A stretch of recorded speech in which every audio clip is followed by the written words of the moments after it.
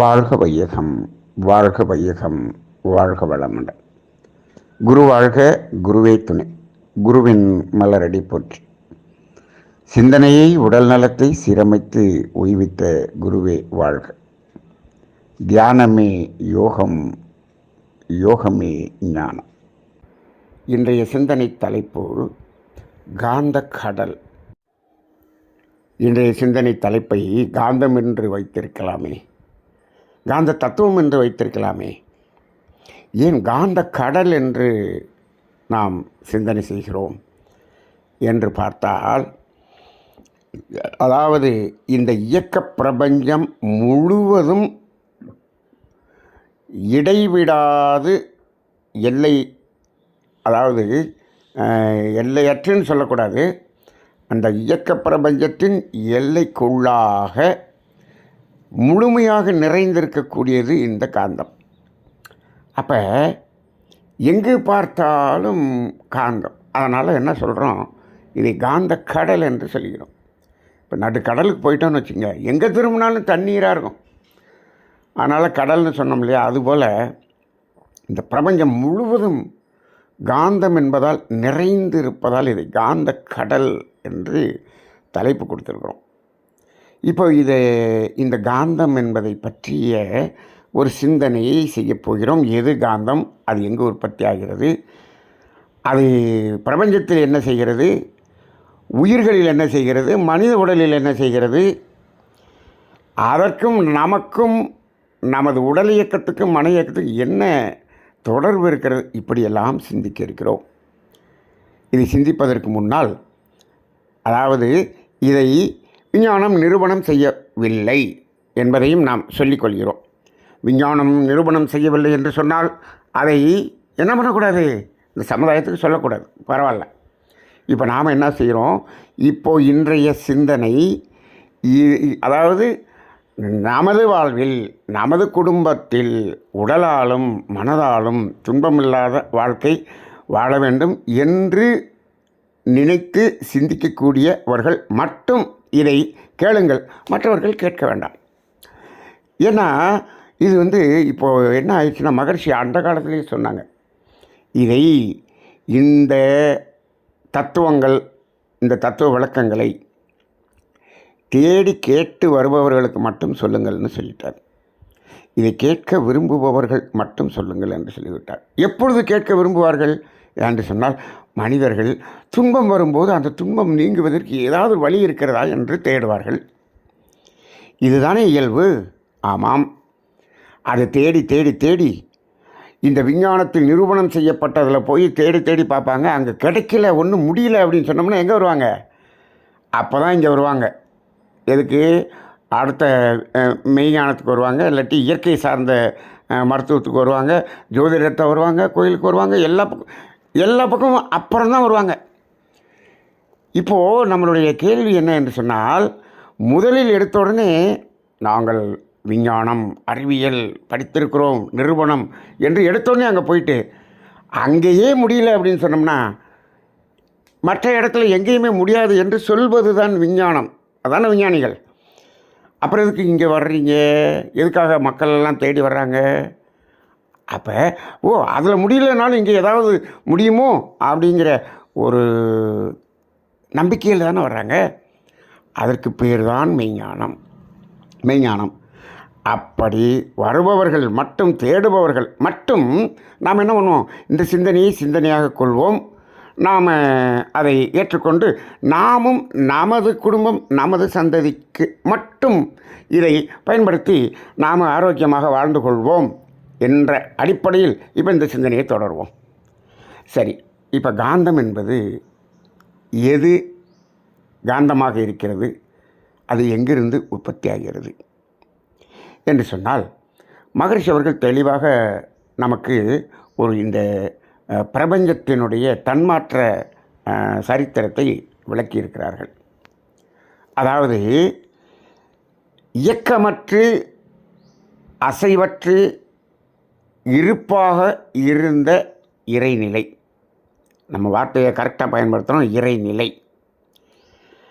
அந்த இறைநிலை அசையாமல் இருந்தது. தன்னிருக்க சூழ்நிறுத்தும் ஆற்றலால் அது அசைந்தது. அசைந்து என்ன ஆகியது? முதல் பூதமாகிய விண் எனும் சுழலலையாக மாறியது.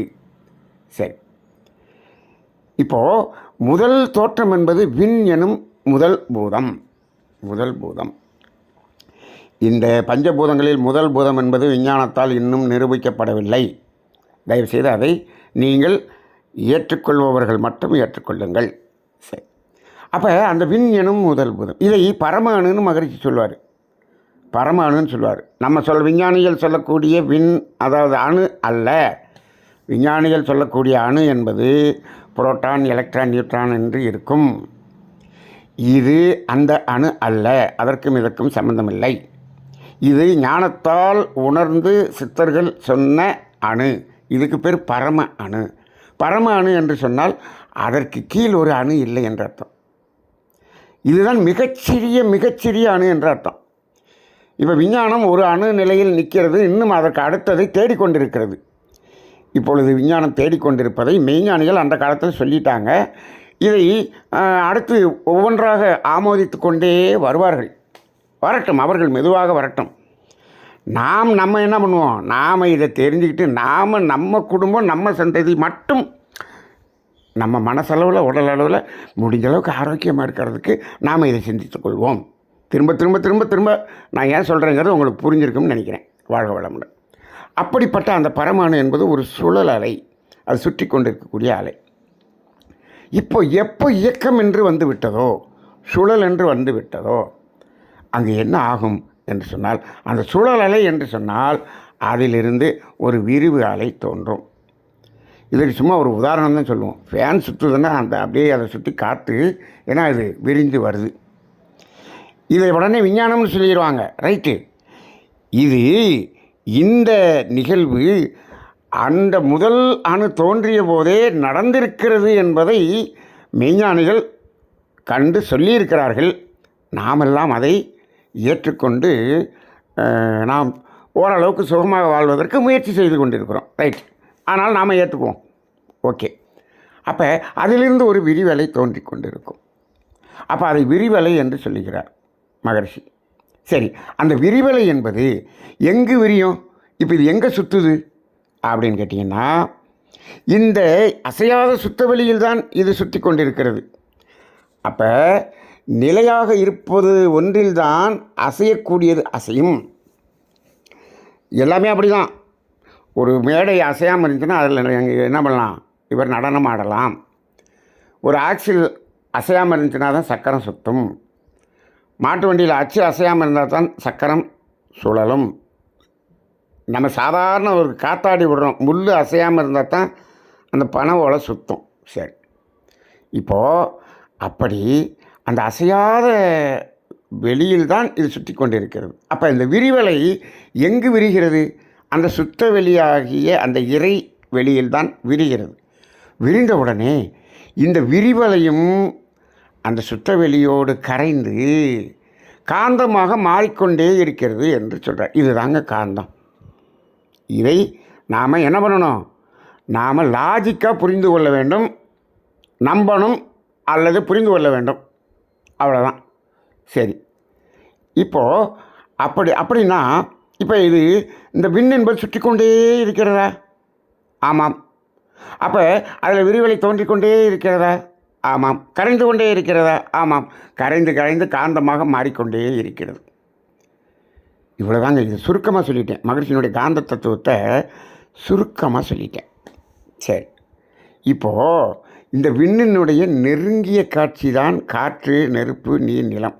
அப்போ இந்த மற்ற 4 பூதத்துலையும் இந்த விண்ணை தவிர வேறு எதுவும் இல்லை.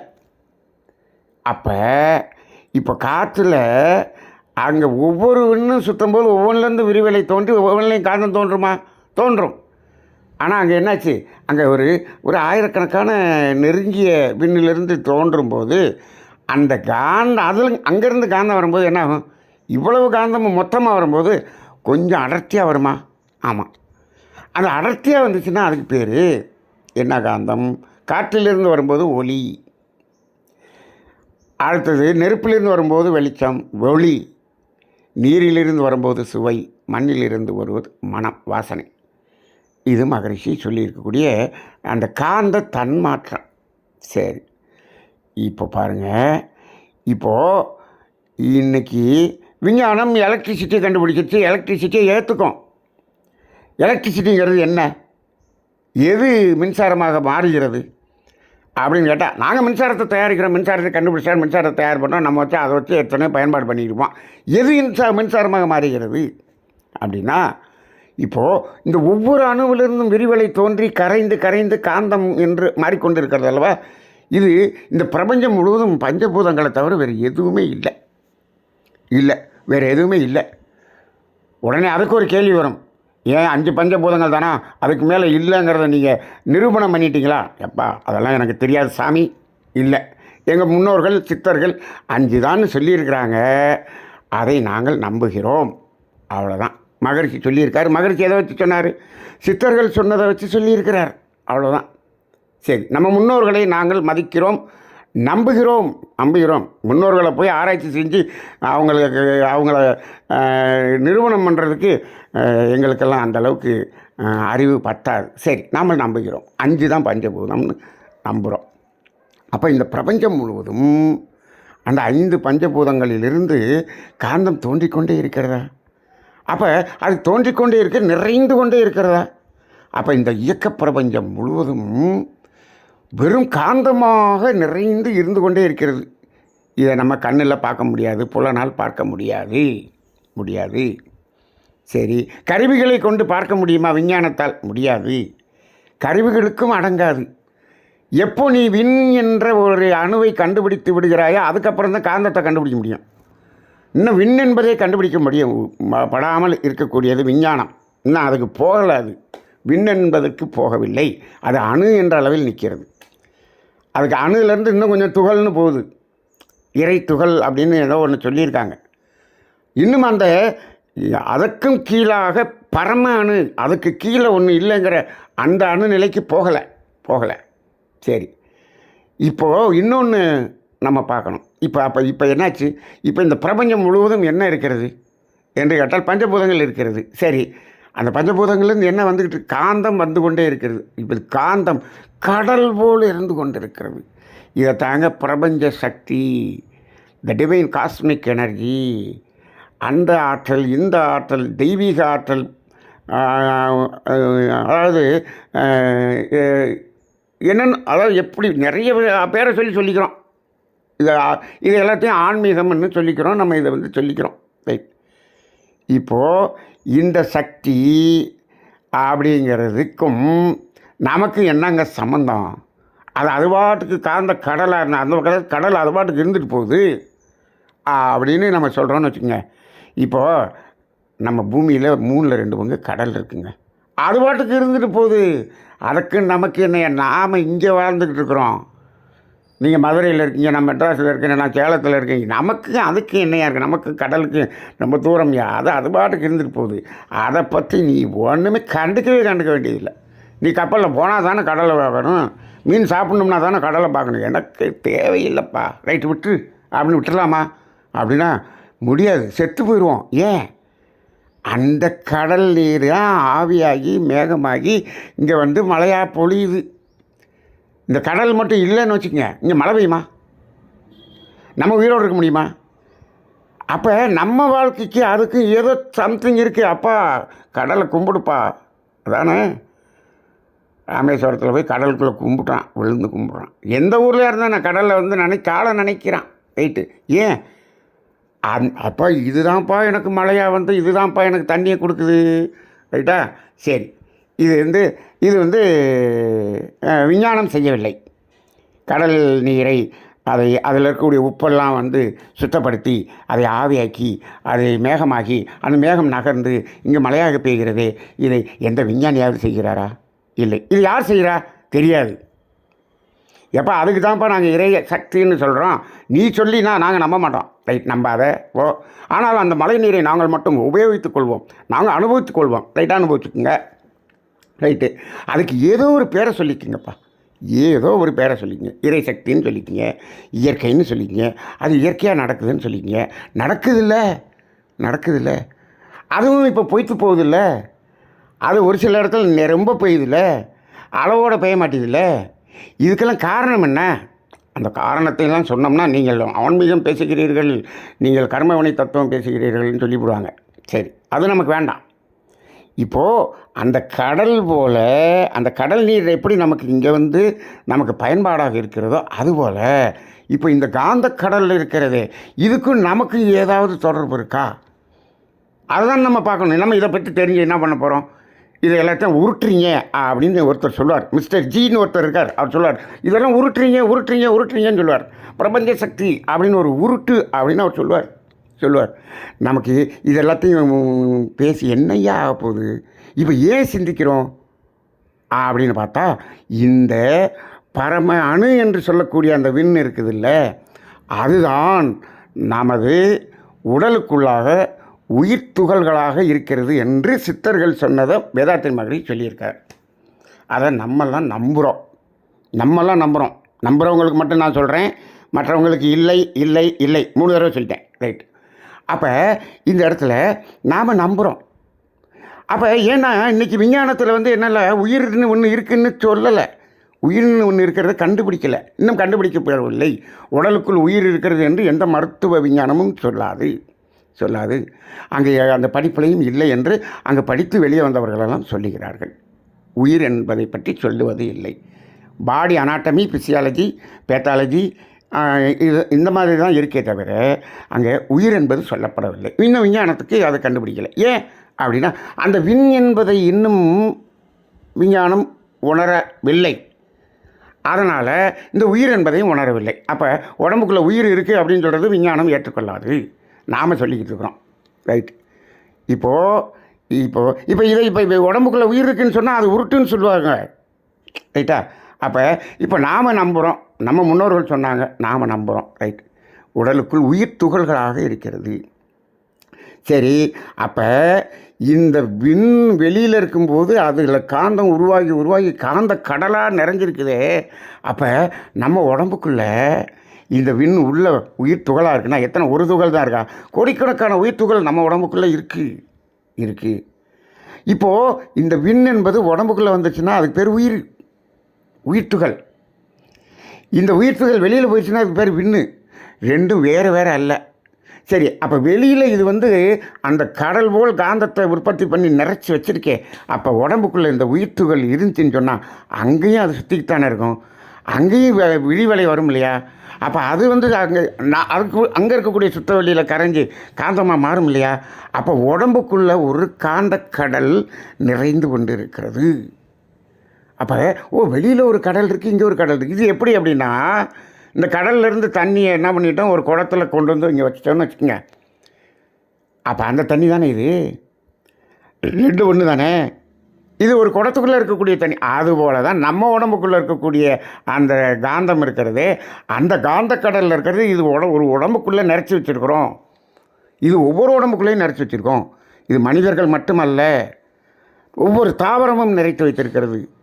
ஈரறிவு, மூவறிவு, நாலறிவு, ஐந்தறிவு, விலங்கினங்கள் வரை ஒவ்வொரு ஜீவனுக்குள்ளாகவும் உயிரினத்துக்குள்ளாகவும் இந்த காந்தம் என்பது நிறைந்து இருக்கிறது. அப்போ நம்ம உடம்புக்குள்ளே இருக்கக்கூடிய காந்தம் இது என்ன பண்ணால், இதை ஒரு ஏரின்னு வச்சுக்குவோம். அதை கடல்னு வச்சோம்னா இதை ஒரு ஏரின்னு வச்சுக்குவோம். அப்போ இங்கே உள்ளே இருக்கக்கூடிய ஏரியில் நிறைஞ்சிருந்தா தானே விவசாயம் பண்ண முடியும், அப்போ தான் சோறு செய்ய முடியும். அப்போ நம்ம உடம்புக்குள்ளாகவும் காந்தம் நிறைந்திருக்கிறது. இந்த காந்தத்துக்கு பேர் ஜீவகாந்தம். வெளியில் நிறைந்திருக்கிறதுக்கு பேர் வான்காந்தம். இவ்வளவு தாங்க காந்த தத்துவம். நான் ரொம்ப சுருக்கமாக சொல்லியிருக்கேன். சரி, இப்போது இந்த ஜீவகாந்தம் உள்ளே இருக்குதுன்னு வச்சுக்கோங்க. இது நிறையா இருக்கணுமா, அளவோடு இருக்கணுமா, குறையாக இருக்கணுமா அப்படின்னா, இது எவ்வளவுக்கு எவ்வளவு அதிகமாக வச்சுருக்கிறோமோ அவ்வளவு உடல் ரீதியாகவும் மன ரீதியாகவும் ஆரோக்கியம் பெருகும், ஆரோக்கியம் நிலைக்கும். அப்போ உடல் ரீதியாக வரக்கூடிய துன்பம் வராது, நோய் வராதுங்க. மன ரீதியாக துன்பம் வராது, இந்த ரெண்டுலேயும் துன்பம் வராது. எப்போ இந்த காந்தம் உடலுக்குள்ளாக அபரிமிதமாக அழுத்தமாக நிறைந்து இருந்தால். சரி, அப்போ அது அதிகமாக நிறைஞ்சிருக்கணும்னா என்ன வரணும்? உள்ளுக்குள்ளே உயிர் துகள் நிறையா இருக்கணும். சரி, அப்போ வெளியில் தான் ஏகப்பட்ட அணு இருக்குது, அதெல்லாம் உள்ளே வந்துச்சுன்னா வந்துடலாம்ல. ரைட்டு, அது நிறைய பேருக்கு வரமாட்டேங்குதே, அதனால் உயிர் துகள் பத்தாமல் இருக்குது, உள்ள ஜீவகாந்தம் பற்றாக்குறையாக இருக்கே. இப்போது அந்த உயிர் துகள்கள் உயிராற்றலாகிய ஜீவகாந்தம் பற்றாக்குறையாக இருக்கிறதுனால தான் உடலில் இருக்கக்கூடிய உறுப்புகளின் இயக்கம் பாதிக்கப்படுகிறது, நோய்ங்கிறது வருது. அது கம்மியாக இருந்துச்சுன்னு சொன்னால் மனமும் நன்றாக இயங்குவதில் மனசில் பெரிய குழப்பம் வருது. அப்போ உடல் ரீதியாக மன ரீதியாக பிரச்சனைகளுக்கு காரணம் இந்த காந்தத்தினுடைய திணிவு குறையாக இருக்கிறது. இன்னொரு ரகசியத்தை நாம் தெரிந்து கொள்வோம். இந்த திணிவு பெற்ற காந்தம்தான் உடலிலே எதிர்ப்பு சக்தி என்று சொல்லப்படுகிறது. நோய் எதிர்ப்பு சக்தி, இம்யூனிட்டி என்று சொல்லப்படுவதெல்லாம் இதைத்தான் என்று சித்தர்கள் சொல்லுகிறார்கள், மகரிஷி சொல்லுகிறார்கள். நாமும் அதை நம்புகிறோம். நம்புகிறவங்களுக்கு மட்டும்தான், மீண்டும் சொல்லுகிறேன், இது நம்புகிறவங்களுக்கு மட்டும்தான். சரி, அப்போ இதுதான் உடலில் உள்ளே இருக்கக்கூடிய இயக்கத்தை இயக்குகிறது. இப்போ தானியங்கி நரம்பு மண்டலம் உள்ள நம்ம பாட்டு ஹார்ட் அது பாட்டு வேலை செஞ்சுக்கிட்டு இருக்கு, நுரையில் அது பாட்டு வேலை செஞ்சுக்கிட்டு இருக்கு, நம்ம பாட்டுக்கு வேலையை பார்த்துக்கிட்டு இருக்கோம். அது எப்படிப்பா இயங்குது, அது எந்த எனர்ஜியை வச்சு இயங்குது அப்படின்னு சொன்னால் விஞ்ஞானம் என்ன அதுவாக இயங்குது, இப்போ என்னமோ இயங்க மாட்டேங்குது, இது என்னமோ கொஞ்சமாக இயங்குது அப்படின்னு சொல்லுது. நாம் என்ன சொல்கிறோம், இந்த காந்தம் என்ற ஜீவகாந்தம் என்ற உயிர் ஆற்றல் தான் அதை இயக்குகிறது. இது குறையா போச்சுன்னா அதனுடைய இயக்கம் பாதிக்கும். அது பாதிச்சுன்னா நோய் வரும். அப்போ இந்த காந்தம் நிறையா இருந்துச்சுன்னு சொன்னால் நோய் வராது. சரி, இப்போது இதைத்தான் நம்ம சித்த மருத்துவர்கள், இயற்கை சார்ந்த மருத்துவர்கள் எல்லாம் சொல்கிறாங்க. இதை வைத்து தான் அவர்கள் வைத்தியம் செய்கிறார்கள். சரி, இப்போ நமக்கு என்னென்னா, இது அடர்த்தியாக நிறையா இருக்கணும்னா என்ன பண்ணணும், உயிர் துகள்கள் நிறைய உடம்புக்குள்ளே இருக்கணும். அது உடம்புக்குள்ளே இருக்கணும்னா என்ன பண்ணணும், அதை நம்ம இருப்பு வைக்கக்கூடிய அளவுக்கு நாம் தகுதியானவர்களாக மாறணும். அதுக்கு என்ன தகுதி, இதை பற்றியெல்லாம் சொல்லித்தர்றது தான் ஆன்மீகம், யோகம், இதெல்லாம் தான் சொல்லித்தரோம். ஆனால் இதையெல்லாம் சொல்லித்தரக்கூடாது அப்படின்னு சொல்லிட்டா வேண்டாம் ஐயா, நாங்கள் மட்டும் செய்து கொள்கிறோம், நாங்கள் மட்டும் எங்களால் முடிந்த அளவுக்கு ஆரோக்கியமாக இருந்து கொள்கிறோம் என்று இருந்து கொள்வோம். உங்கள் குழந்தைகளுக்கு சொல்லிக் கொடுங்க. ஊரில் சமுதாயத்தில் எல்லா குழந்தைகளுக்கும் சொல்லிக் கொடுக்கணுமா, அது நம்மளால் முடியாது. அது பிரச்சனை வரும்னா வேண்டாம். நம்ம அவங்கவுங்க குழந்தைகளுக்கு மட்டும் அதை என்ன பண்ணுங்க, சொல்லிக் கொடுங்க. ஏன், இது நம்ம ஆரோக்கியமாக இருக்கணும். ஏன், நம்ம குழந்தைக்கு ஆரோக்கியம் கெட்டு போச்சுன்னா நமக்கு தான் பாதிப்பு. ஊருக்குள்ளே எல்லாருக்கும் அது பாதிப்பு வந்துச்சுன்னா அது அவரவர பிரச்சனை, அது சமுதாய பிரச்சனை, நம்மளால் ஒன்றும் பண்ண முடியாது. நாம் ஆரோக்கியமாக இருந்து கொள்வதற்கு மட்டும்தான் நமக்கு உரிமை இருக்கிறது. சமுதாயத்தினுடைய ஆரோக்கியத்தை பார்க்குறது அதுக்குன்னு ஒரு அமைப்பு இருக்குது, அதுக்குன்னு எல்லாமே இருக்குது. அது பார்த்துக்கொள்ளும். அப்படி இல்லைன்னா அதுக்கு என்ன செய்யணும்னு அது செய்து கொள்ளும். நமக்கு அது தேவையில்லை. நாம் சிந்திப்பவர்கள் நாம் என்ன செய்ய வேண்டும், நாம் இதை எப்படி நிறைச்சிக்கிறது, அதுக்கு பேர் தான் யோகம், அதுக்கு பேர் தான் யோகாசனம் செய்து கொள்ள வேண்டும், தியானம் செய்து கொள்ள வேண்டும். இது மன அலைச்சூழலை குறைத்து கொள்ள வேண்டும். அது குறைக்கிறதுக்கு தியானம் பண்ணணும். இப்படியெல்லாம் பண்ணணும்னா உயிர் துகள் நம்ம உடம்புக்குள்ளே நிறைந்து நமக்குள்ளே காந்தம் நிறையா உற்பத்தி ஆகும். உள்ளே இருக்கக்கூடிய உறுப்புகள் நல்லா உட்பண்ணும். இந்த காந்தம்தான் மனம் என்று சொல்லக்கூடிய மனமாகவும் இயங்குகிறது. இது திணிவாக இருந்தால் மனம் நல்லா இருக்கும், இல்லை மனமே டல்லாக இருக்குது, என்னமோ மனமே சோர்வாக இருக்குது, அங்கே காந்தம் ஜீவகாந்தம் சோர்வாக இருக்குதுன்னு மெய்ஞானிகள் சொல்லுகிறார்கள். சரி, நம்புகிறவங்க நம்பிக்கலாம். மனசை நல்லா மகிழ்ச்சியாக வச்சுக்கணுங்கிறவங்க வச்சுக்கலாம். ரைட். அப்போ இந்த ஜீவகாந்தம்னு ஒன்று இருக்குது பாருங்கள். இப்போ உயிர்த்துகள் நிறைய இருக்கிறதுக்கு இந்த யோகம், இந்த பயிற்சியெல்லாம் நம்ம பண்ணிக்கிறோம். சரி, இப்போது வெளியில் இருக்கக்கூடிய வான்காந்தத்தை உடம்புக்குள்ளே ஜீவகாந்தமாக நிறைக்கலாமே. அதுவும் இந்த தியானம், இந்த பயிற்சிகள் மூலமாக எடுத்துக்கொள்ளலாம். இதுக்கு எதுவும் காசே கிடையாது. அது ஏன்னா அது இறைநிலை. எவ்வளோ நாள் எடுத்துக்கன்னு சொல்லுது, எடுத்துக்கலாம். இதை நான் எடுத்துக்கொள்வதில் எந்த தவறும் இல்லை. நான் எடுத்துக்கொண்டு நான் ஆரோக்கியமாக இருப்பதற்கு யாரும் எந்த கேள்வியும் கேட்க மாட்டார்கள். நீ எடுத்துக்கொள் என்று சொன்னால் அதை விஞ்ஞானபூர்வமாக நிரூபிக்கிறியா அப்படிங்கிற, எனக்கு எதுக்குப்பா உனக்கு நிரூபிக்கணும், நீ நல்லா இருக்கணும்னு எனக்கு ஒன்றும் கஷ்டமெல்லாம் தேவையில்லை. நமக்கு எந்த பிரச்சனையே வேண்டாம். நாம் என்ன செய்து கொள்வோம், அதை பயன்படுத்தி நம்மளால் முடிஞ்ச அளவுக்கு நிறைத்துக்கொள்வோம். இது நிறைத்துக்கொள்வதுங்கிறது இருக்கட்டும் யோகத்தில். வேதாத்திரி மகர்ஷியினுடைய தத்துவத்தில் இதை நிறைச்சிக்கிறது, அதை தியானம் பண்ணுறது, உயிர்த்துகளை உள்ளே கொண்டு வர்றது, இந்த காந்தத்தை உள்ள இது எல்லாத்தையும் விட இந்த காந்தத்தில் மகர்ஷி ரொம்ப முக்கியமாக சொல்கிறது என்ன தெரியுமா? இந்த உயிராற்றலாகிய ஜீவகாந்தத்தை இந்த புலன் வழியாக செலவு செய்து தான்ப்பா நீங்கள் அழுத்தம், ஒளி, ஒளி, சுவை, மனம்ங்கிறதெல்லாம் உணர்ந்து கொள்கிறீர்கள். இப்படி தான்ப்பா இந்த பொருளெல்லாம் அனுபவிக்கிறீங்க. இந்த உயிராற்றல் செலவை குறைத்து கொள்ளுங்கள், நீங்கள் ஆரோக்கியமாக இருப்பீர்கள் என்று சொல்லுகிறார்கள். நீ ஒரு ஸ்வீட் சாப்பிட்றன்னா அந்த சுவையாக வருவது இந்த உயிராற்றல் செலவாகி தான் வருகிறது என்று சொல்லுகிறார். இதை நம்ம என்ன பண்ணக்கூடாது, சத்தம் போட்டு சொல்லக்கூடாது, மெதுவாக சொல்லணும், மெதுவாக சொல்லணும். நீ எப்படி நான் சாப்பிட்றதுல உயிர் போகுதுன்னு சொல்கிற, உயிருங்கிறதே இன்னும் நாங்கள் நிரூபிக்கப்படல, உயிர் போகுது, அதை சொல்லு, இதை சொல்லு, நீ சமுதாயத்தை கெடுத்துக்கொண்டு இருக்கிற என்று சொல்லிவிடுவாங்க. வேண்டாம். என்ன பண்ணிக்கிறோம், நாம் புரிஞ்சுக்கிறோம், புரிஞ்சுக்கிட்டு என்ன பண்ணுறோம், இந்த செலவாகித்தான் நாம் இதை செலவு நம்ம அனுபவிக்கிறோம். இதை புரிஞ்சுக்கிட்டோம்னா இதுக்கு நம்ம ஜிலேபி கதை சொல்லியிருப்போம். மகரிஷி எவ்வளவு விளக்கி, இதெல்லாம் நாள் கணக்கில், வாரக்கணக்கில் விளக்கி இருக்கிறார் மகரிஷி அவர்கள். அப்போ இதுக்கெல்லாம் நிரூபணம் கேட்க முடியாது, இதுக்கெல்லாம் அனுபவம் தான் கேட்க முடியும். அனுபவத்தில் நமக்கு நீ நல்லா பாருங்கள், 3-4 மைசூர் பாக்கு சாப்பிட்டு பாருங்கள், ஏன் வாந்தி வருது, இதுக்கு என்ன காரணம், இதுக்கு விளக்கம் எங்கே கொடுக்க முடியும்? இது அறிவியல் பூர்வமாக இதுக்கு என்ன விளக்கம்னு சொல்ல முடியாது. ஆனால் மகரிஷி இந்த ஜீவகாந்தம் என்றது அந்த காந்த தத்துவத்தின் மூலம் அவ்வளவு விளக்கம் சொல்லியிருக்கிறார். சரி, இப்போ இவ்வளவு இன்னும் நான் பேசினதுலேருந்து இதை கேட்டுக்கொண்டு இருப்பவர்களுக்கு புரிந்து கொண்டிருக்கும். நமக்கு வேதாத்திரி மகரிஷி போன்ற ஏதோ ஒரு ஞானி சித்தர்களுடைய ஞானத்தை நமக்கெல்லாம் இவ்வளவு விளக்கி சொன்னதுனால ஏதோ கொஞ்சம் நம்ம நல்லா இருக்கமேப்பா, ரைட். அது வரைக்கும் என்ன பண்ணிக்கணும், அது வரைக்கும் மகரிஷிக்கு நன்றி சொல்லிவிட்டு நம்ம குடும்பத்தை என்ன பண்ணிக்கணும், முடிஞ்ச அளவுக்கு ஆரோக்கியமாக வச்சுக்கிறதுக்கு முயற்சி செய்யணும். அவ்வளோதான், ரைட்டா? சரி. அப்போ அந்த அடிப்படையில் இந்த ஜீவகாந்தம்தான் நமது ஆரோக்கியத்துக்கு முக்கியமாக இருக்கிறது. அப்போ நம்ம உடம்புக்குள்ளே இந்த ஜீவகாந்தம் என்ற காந்தத்தை அந்த கடல் போல், ஏரி போல் நிறைச்சி வச்சுக்கிட்டோம்னா நமக்கு பயனுள்ளதாக இருக்கும். ஆக இந்த காந்த கடல்ங்கிற தலைப்பில் இந்த காந்த தத்துவத்தில் நான் ஒரு 2% சொல்லியிருப்பேன்னு நினைக்கிறேன். இன்னும் 98% மகிழ்ச்சி விளக்கி இருக்கிறது. இதை நாம் புரிந்து கொள்வோம். நாமும் நமது குடும்பமும் நமது சந்ததியும் முடிந்த அளவுக்கு ஆரோக்கியமாக இருப்பதற்கு முயற்சி செய்வோம். இந்த சிந்தனைகளை நமக்குள்ளாக வைத்துக்கொண்டு சிந்தனை செய்து தெளிவு பெற்றுக்கொண்டு நாமும் நமது சந்ததியும் நமது குடும்பமும் ஆரோக்கியமாக இருப்போம். வாழ்க வளமுடன்.